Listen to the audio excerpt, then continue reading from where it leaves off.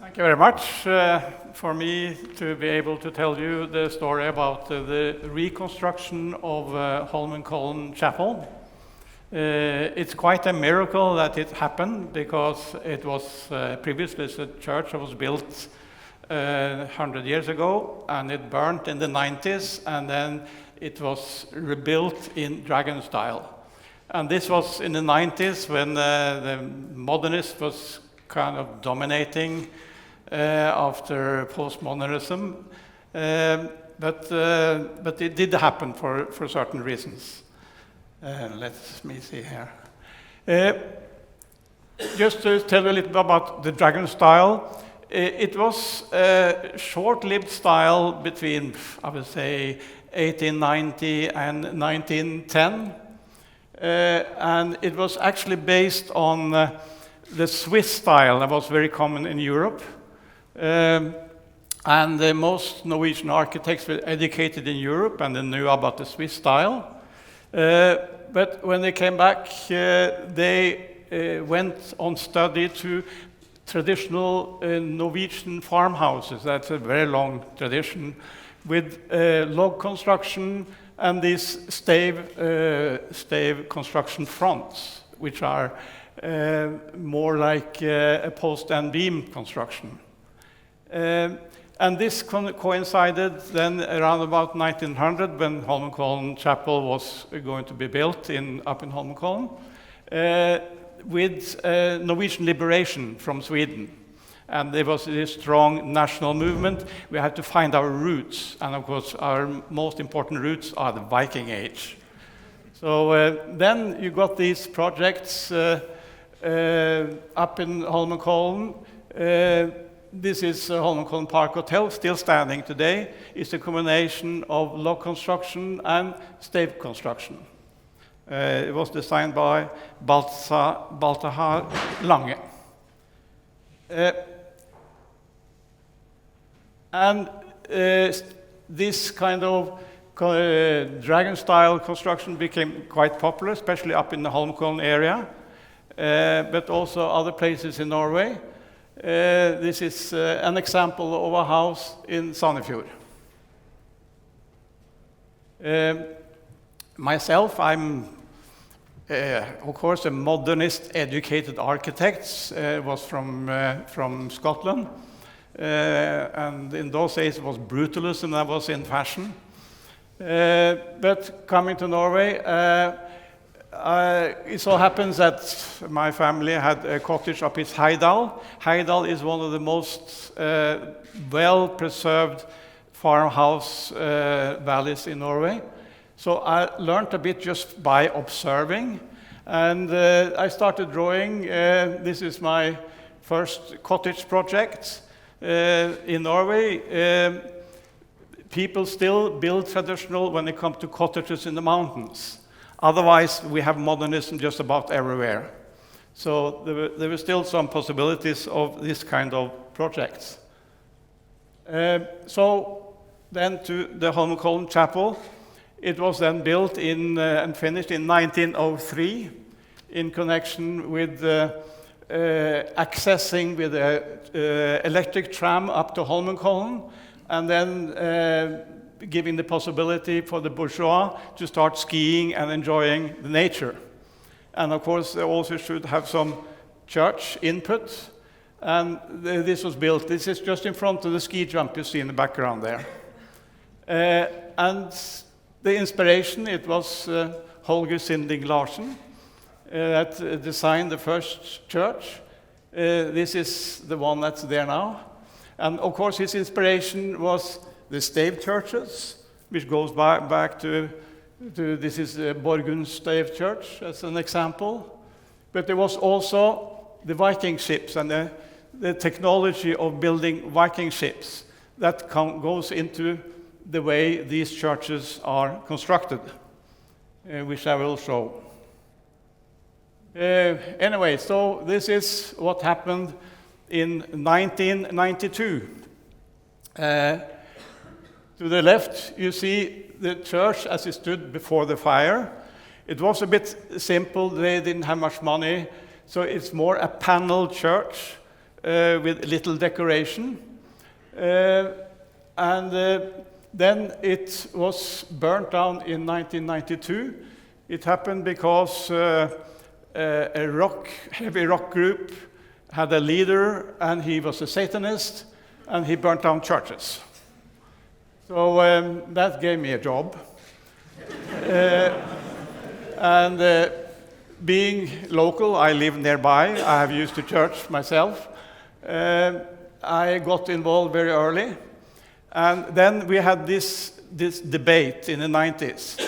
And everybody was against reconstruction like this. It should be a modern church, of course. The National Conservation Office was against it. The Architects Society was against it.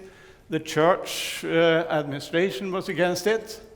It was only us locals that wanted our church back. But there was another neighbor that helped us, and that is Norwegian royalty.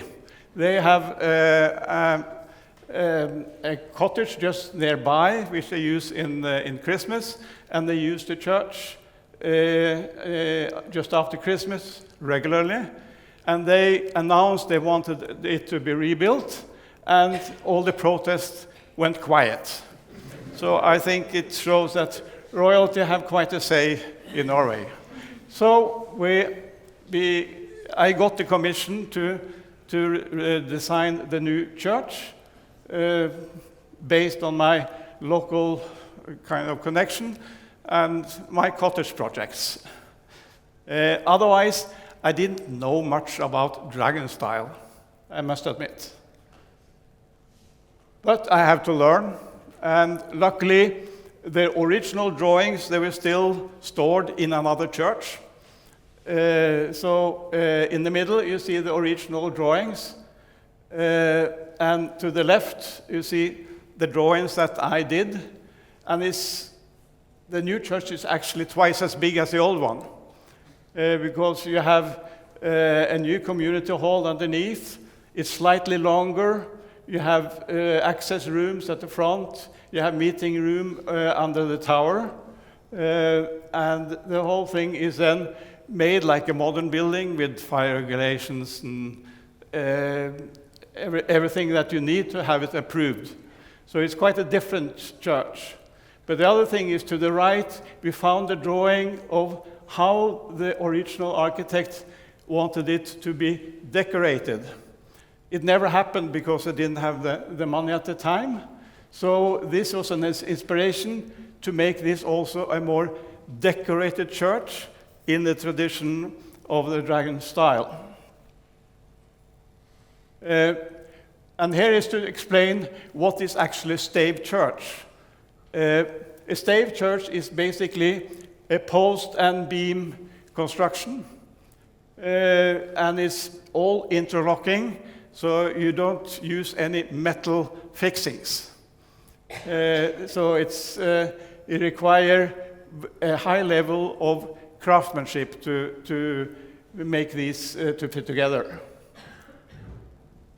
And then you fill it in with vertical planks, which are also solid planks of a certain thickness. So, and also then with no metal fixings. And this also becomes a uniform piece of wooden structure. It moves within the frame. So it keeps tight for the weather. So it burnt in '92, and it took us 4 years to finish it, 2 years to plan, and 2 years to build. And you can see top right, the important thing is the timber. You have to have the right type of timber. It has to be pine trees grown at a high altitude, so it grows slowly. And then it becomes dense, and it has to be cut down and stored for 2 years outside to dry slowly, not to crack. So the first thing was to get hold of the timber, and that was cut up in Rauland and stored. Then we had to try to salvage some of the foundations to prepare for the new community hall. It was my first computer 3D drawn project. We had Minicad in those days. It worked well, but the people building didn't trust computer drawings at that time, so we had to make a wooden model at the top left. And the people to build it, that was up also in Heidal area. That's where you have the crafts still in Norway. From all these cottage buildings and restoring farmhouses, we have a lot of craftspeople that can do this. Here you can see then that it was actually produced up in Heidal, because it's you make it like a kit. It's pre-produced with all the elements, and then it was transported to Holmenkollen and mounted, which you see there, the process of mounting. Finally, we used a bit of technology to get the tower, so we built it on the ground and lifted it with a crane. Apart from the post and beam, there is this special system of making this frame stiff.